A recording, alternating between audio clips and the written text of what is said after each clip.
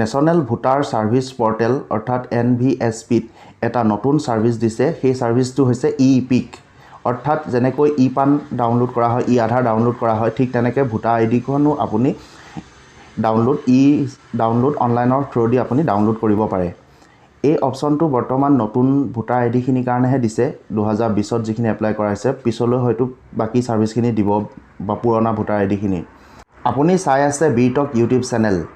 আজি এই ভিডিঅ'টিত ডাউনলোড ই-পিক কেনেকৈ কৰা হয় সেই বিষয়ে আলোচনা কৰা হ'ব। ভিডিঅ'টি শেষলৈ চাব। আহক এতিয়া আমি ভিডিঅ'টো আৰম্ভ কৰোঁ। প্ৰথমে ক্ৰম ব্ৰাউজাৰ অ'পেন কৰিব। অ'পেন কৰাৰ পিছত টাইপ কৰিব NVSP। টাইপ কৰাৰ পিছত চাওক নেশ্যনেল ভোটাৰ ছাৰ্ভিচ পৰ্টেল, সেইটোত ক্লিক কৰিব।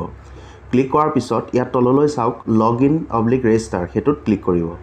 ক্লিক কৰাৰ লগে লগে ওপৰত আহিছে ইউজাৰ নেম। ইউজাৰ নেমৰ ঠাইত আপুনি আপোনাৰ নিজৰ মোবাইল নাম্বাৰটো দিব আৰু পাছৱৰ্ডৰ ঠাইত পাছৱৰ্ডটো দিব আৰু কেপচা টাইপ কৰিব।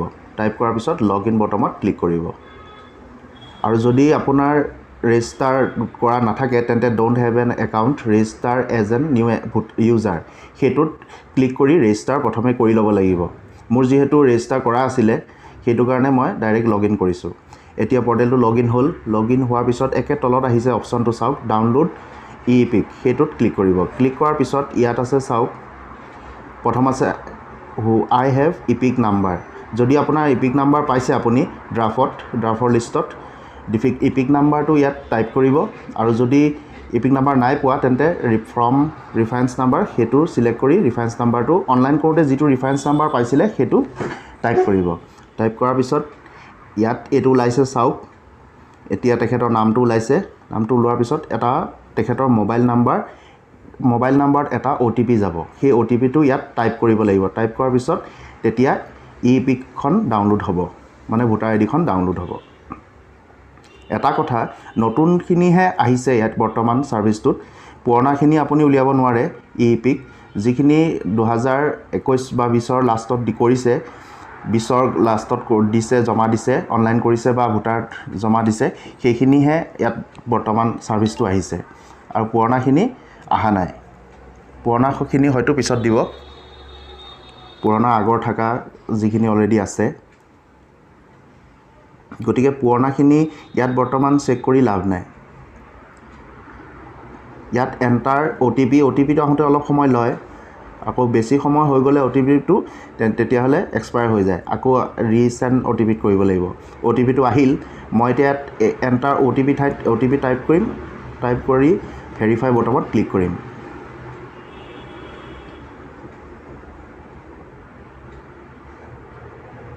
টাইমটো বেছি হ'লে ই গুচি যায়, নলয়, একচেপ্ট নকৰে।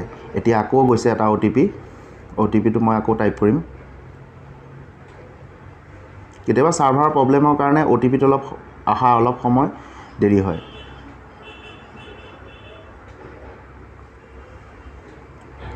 এতিয়া মই আকৌ আহিছে OTPটো, সেই OTPটো ইয়াত টাইপ কৰিম।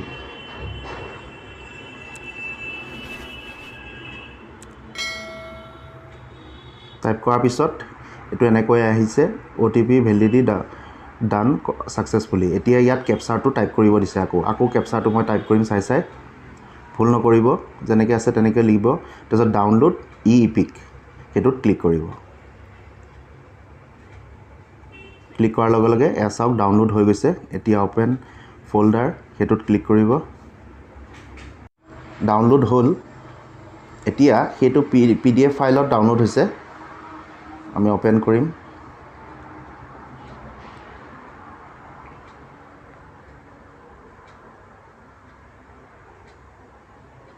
Open with PDF, Adobe PDF, এইটোত ক্লিক কৰাৰ লগে লগে ভোটাৰ আইডিখন আহি গ'ল। ভোটাৰ আইডি যেনেকৈ ই-পান, ই-আধাৰ ওলাব পাৰি বা ওলায়, ঠিক তেনেকৈ ভোটাৰ আইডিখনো ই-ইপিক বুলি কোৱা হয় বা ই-ভোটাৰ বুলিও ক'ব পাৰে। ই-ভোটাৰ এখন ওলাই গ'ল। আপুনি এখন প্ৰিণ্ট কৰি পেলাই ল'ব পাৰে, এইখনে কাম আহিব প্লাষ্টিকৰখন নাহালৈকে।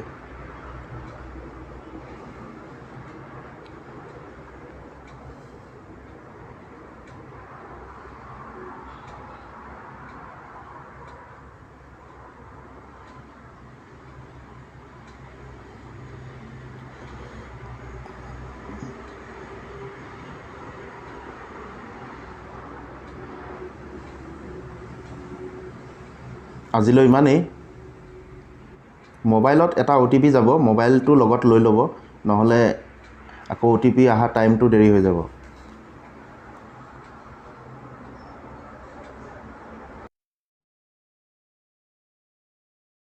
ভিডিঅ'টো যদি ভাল লাগিছে লাইক কৰিব আৰু লগৰ বন্ধু-বান্ধৱীক শ্বেয়াৰ কৰিব।